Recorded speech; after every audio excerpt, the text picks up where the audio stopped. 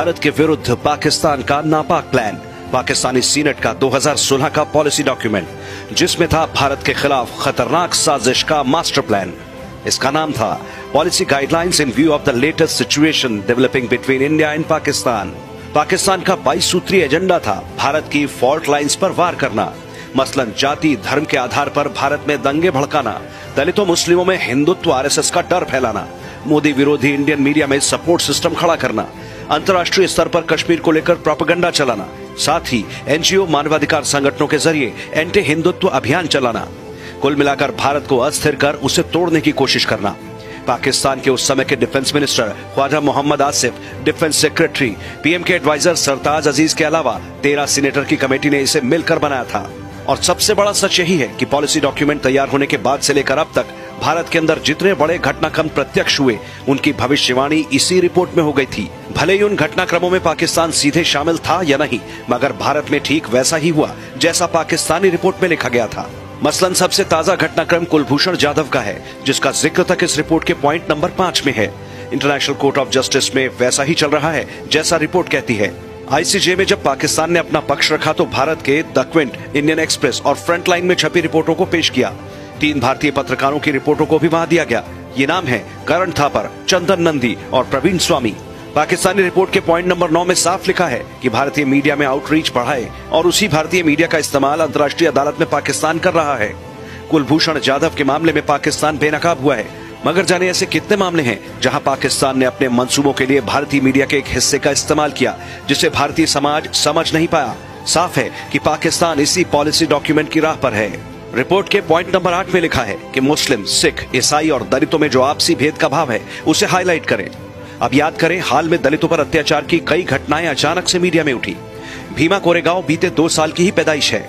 अखलाक पहलू जैसे मामले भी हाल ही में मीडिया ने उठाए। भीम आर्मी, जगदीश मेवानी जैसे नेता हाल में पैदा हुए। इसी समय में उमर खालिद और कन्हैया भी हीरो बने। अर्बन नक्सलियों के समर्थन में रैलियां अचानक से बढ़ी और उन्हें विक्टिम साबित करने की कोशिश हुई। मीडिया का एक हिस्सा इन सब पर वैसे ही लिखता है, वैसे ही दिखाता है जैसे पाकिस्तान की ये रिपोर्ट चाहती है।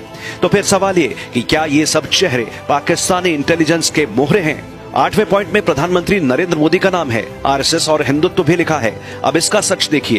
बीते कुछ समय में राहुल गांधी समेत कांग्रेस और दूसरे राजनीतिक दलों के तमाम दिग्गजों ने एक साथ संघ और हिंदुत्व पर प्रहार शुरू किए। मुस्लिम विक्टिमाइजेशन और दलित विक्टिमाइजेशन का नैरेटिव खड़ा करके आरएसएस और मोदी को मुस्लिम दलित विरोधी साबित करने की कोशिश हुई। अब इसके पीछे कौन सी अंतर्राष्ट्रीय एजेंसियां, लॉबिस्ट हैं, इस पर लंबी बात हो सकती है।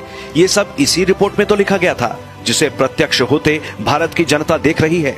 तो भारत की जनता का सवाल भी है, क्या ये चेहरे पाकिस्तानी सीनेट और इंटेलिजेंस के मोहरे हैं? जम्मू कश्मीर पर अंतर्राष्ट्रीय कॉन्फ्रेंस की बातें पॉइंट नंबर 18 में है। ये भी हाल में लंदन में हुई है और ऐसा वो पहले कई देशों में करते रहे हैं। कश्मीर में पत्थरबाजी की घटनाएं हुर्रियत की फंडिंग की कमर टूटने से पहले तक काफी जोरों पर थी। हाल में पुलवामा हमला हुआ, उससे पहले सुंजवन हमला, अमरनाथ यात्रा पर हमला और जाने कितने। इनमें कितनी जाने गई ये अलग सवाल है, मगर ये साफ है कि पाकिस्तान अपनी जमीन पर आतंक अब भी पाल रहा है, वो भी स्टेट एक्टर के माध्यम से, जबकि रिपोर्ट में नॉन स्टेट एक्टर पर रोक लगाने की बात है। ठीक ही तो है। State actor ISI, state actor Hafiz Saeed, state actor Masood Azhar, ये सब पाक हुकूमत की शह पर पलते हैं, कौन नहीं जानता। और इनके हक में दिग्विजय सिंह जैसे कांग्रेसी क्या कहते हैं, जाकिर नाइक से दिग्विजय गले मिलते हैं, ये पूरे भारतीय समाज ने देखा है। हाफिज सईद साहब जहां तक सवाल उनका है, संपूर्ण न्याय देने का हमारा विश्वास अटूट ना होता तो फिर अफजल गुरुजी को